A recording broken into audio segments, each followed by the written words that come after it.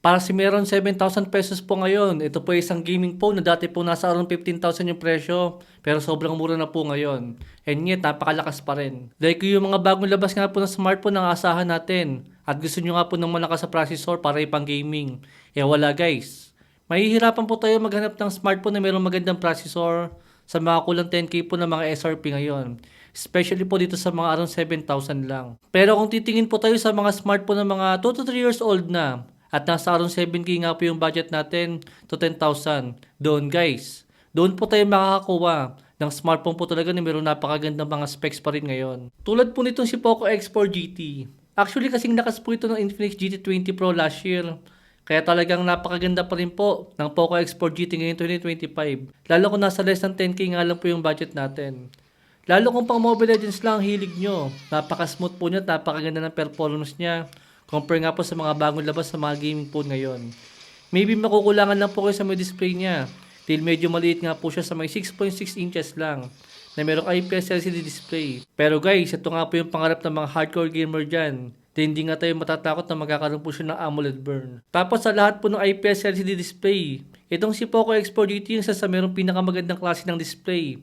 Dahil nga po meron siyang 144Hz refresh rate, HDR10, Dolby Vision display, at 1080p po na resolution, at Corning Gorilla Glass 5 na protection. Talo pa po guys ang X4 GT ang karamihan po ng mga lumalabas sa mga smartphone ngayon, na kahit po mga naka-AMOLED sila, wala naman po silang HDR10, at wala po silang Dolby Vision, at walang Corning Gorilla Glass na protection sa mga display po nila. Kaya kahit medyo luma na po yung smartphone na to, I think medyo hindi pa rin naman napag-iwanan yung kanyang display. Sadyang maliit lang po talaga siya. Pero hindi na rin po masama kung pang Mobile Legends lang naman po yung gagawin nyo dito.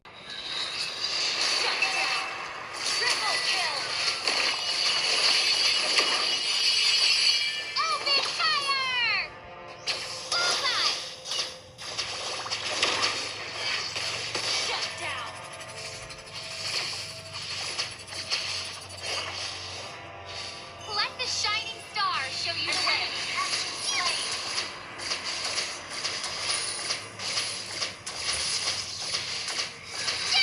We can do it. Sa Call of Duty Mobile naman, mataas po yung kanyang graphics, saka mataas po yung kanyang frame rate. Meron po siyang very high graphics na supported sa kanya. Saka po max frame rate. Yan ang hindi natin makukuha sa mga naka G200 nga po ng mga processor. Yung mas smooth at mas mataas sa graphics sa may Call of Duty Mobile. Dahil mula G96 hanggang G200, wala na po talagang pagbabago yung mga graphics po ng mga smartphone na lumalabas nga po ngayon sa mga kadalasan po sa mga kulang 10k po na presyo. Pero dito nga po sa mga second hand po ng mga smartphone, sobrang panalo po ng mga smartphone na yan.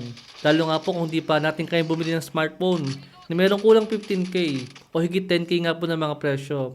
Pero gusto po natin ng magandang graphics. Pero syempre guys, ang number one downside naman po ng mga second hand ng mga smartphone is yung mga battery po nila. Yun po guys yung pinakatitingnan natin kung maganda po yung mga battery performance po ng smartphone po na bibili natin. Pero kung di naman po sa inyo issue yung battery at mas priority nyo po yung pinaka-performance, I think isa po ito si Poco X4 GT ang pinakamagandang may re-recommend ko po sa inyo ngayon. Lalo pa nga po dito sa may Call of Duty Mobile na talagang marami nga po naglalaro ng game na yan. Kaya mas okay po kung mas smooth at mas maganda po yung graphics natin.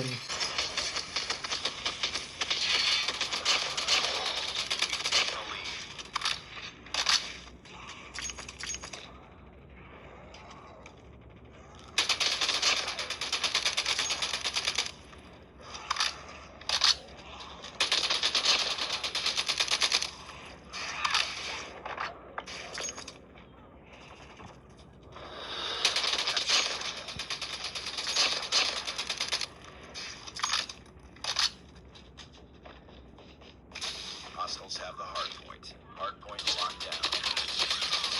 Dito naman po sa may PUBG Mobile, mataas po yung graphics din po niya dito, compare nga po sa ibang mga smartphone ngayon. Nung panahon po na lumabas ang Poco X4 GT, actually isa daw po ito sa pinakamalamig na processor, compare po sa mga processor po ni Snapdragon. Pero ngayon 2025, sa totoo lang mainit siya, itong processor nga po na to.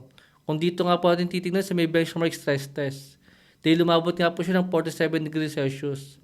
Pero yung sinubukan ko nga po siya sa may ML, saka po sa may Call of Duty Mobile, saka po dito sa may PUBG Mobile, hindi naman po siya sobrang uminit.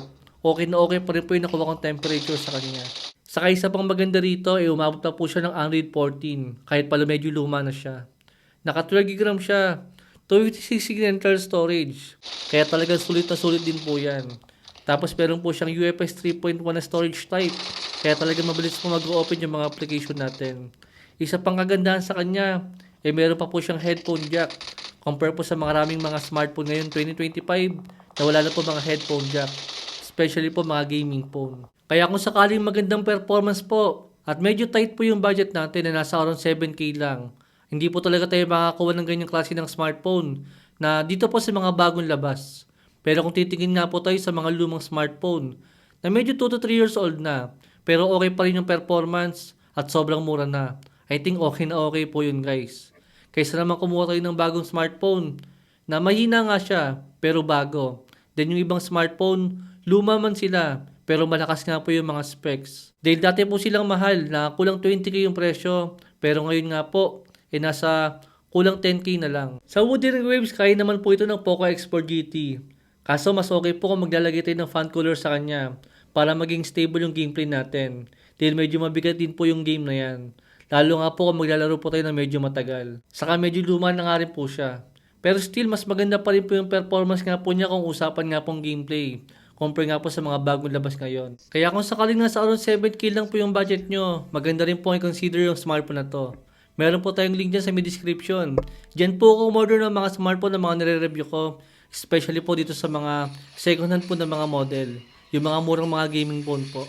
Balik na lang po yung video natin. Thanks for watching.